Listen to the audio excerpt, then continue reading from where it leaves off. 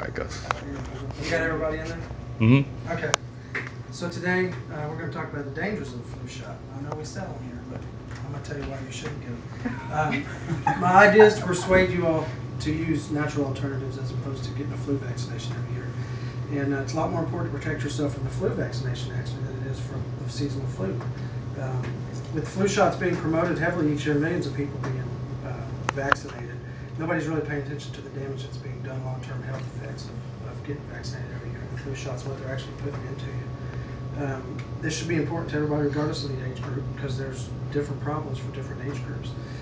What we're going to talk about today is the problems associated with 3 different age groups, those under 18, between 18 and 50, and then over 50 years old. Let's begin by analyzing some of those under 18. While the flu vaccination is effective against the seasonal flu, there's no doubt about that. There was an article written by R. Beddoes in Virology magazine 2011, and he stated that an annual flu shot actually inhibits the natural buildup of virus-specific T cells in kids. So what happens normally with somebody that's unvaccinated is as you grow older, you gain virus-specific T cells that accumulate with your age. So what they found is that in an unvaccinated group, those built naturally, and in the vaccinated group, they stopped. So those things protect you against other pandemics throughout your life, and they allow your immune system to build naturally. And so, you know, they're recommending flu shots for kids over 1 year old. You know, you're just killing their immune system right off the bat. So, you know, you need it, I guess, later on in life. They obviously get vaccinated against measles, mumps, and all these other things, but you're damaging the immune system ability to fight off, you know, things naturally by doing that. Also for kids, you know, in school age, they administer them sometimes now nasally, and so then these kids are sneezing and they're bringing it home to mom and dad, and that stuff's coming right back out, and it's, you know, flu spreading that way. Also, very unfortunate is that they're relating autism to vaccines, not just the flu vaccine, but vaccines in general. And the reason is because there's a preservative in there that contains mercury and aluminum, and those are brain toxins. And so as these kids are getting immunity, you know, or their vaccinations every year, you're just killing their brains, you know, ability to develop naturally.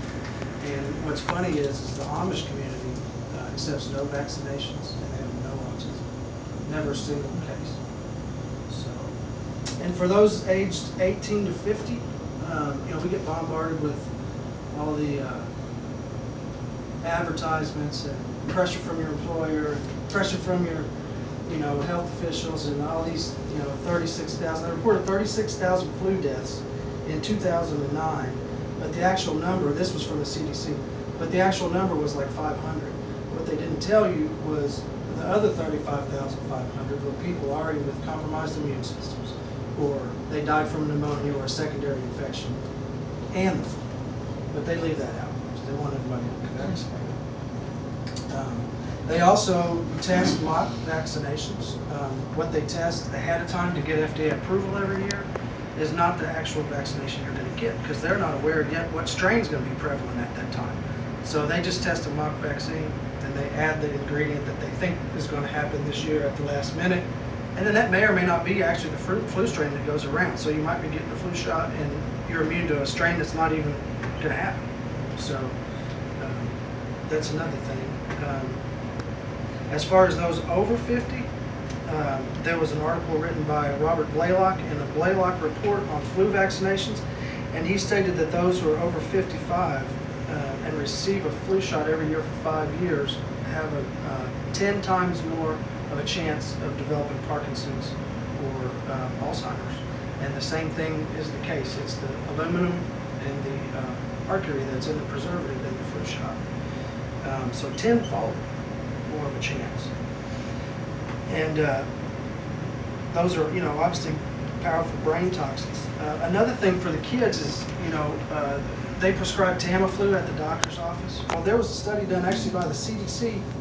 They tested 1,148 seasonal flu samples, and 1,143 of them were resistant to prescribed Tamiflu medication. So 99.6% of them, it had no effect on them, didn't kill them. So now you're aware of a lot of the problems, different age groups. There are some solutions. Throughout the research, basically it said wash your hands, don't shake hands, don't touch doorknobs, that kind of stuff. I know that's impossible to do, but if somebody's got a compromised immune system, it's absolutely necessary.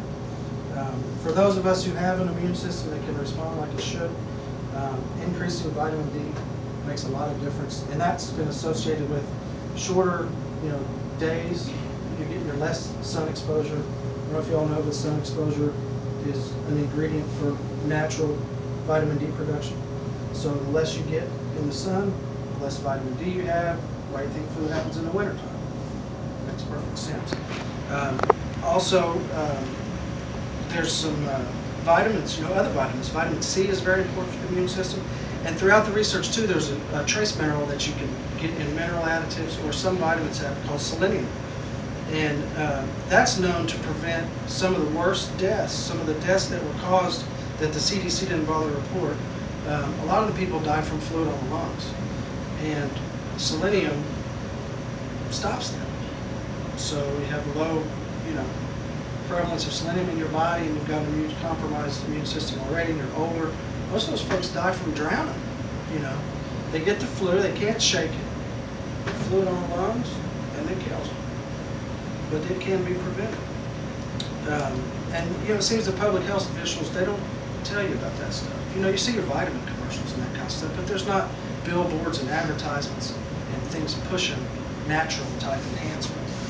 So there's also homeopathic remedies. It's influenza is one that you can get at like your health food stores and that kind of stuff. And they've done direct studies, and it's every bit as effective as the flu shot, but no side effects and no health hazards. So in conclusion, all Americans are we're offered it almost every year. A lot of people take advantage of it, thinking that it's going to save them. Some of them get sick. We had a girl here that got flu-like symptoms, came back, thought she was having an allergic reaction to the flu shot. No, we gave you the flu. I didn't tell her that. So, today I discussed some of the damage being done, some solutions that you can take advantage of, and some alternatives, especially for the kids. I don't ever let my daughter get one. I haven't for years, and we don't ever get sick. But thank you all very much. Good job.